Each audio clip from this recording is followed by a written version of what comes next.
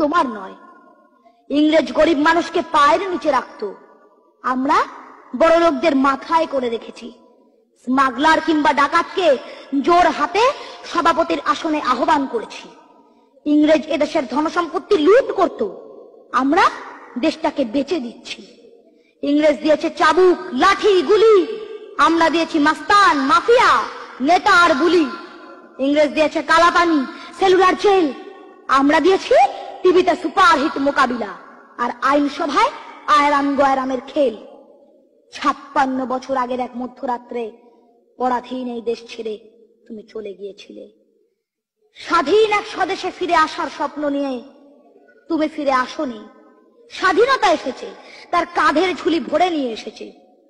Vote নামক রাজস্বযোগ্য, গণতন্ত্র নামক চিরায়ত মাৎসন্যায়, প্রগতি নামক লোক ঠকানো স্ট্যাটিস্টিক্স, সংগতি নামক বিস্ফোরণে চুরমার, ঐতিহ্য নামক মন্দির মসজিদের ঝগড়া, আর সমুদ্র হিমাচল ভরিয়ে দেবা ভাষণ, ভাষণ আর ভাষণ।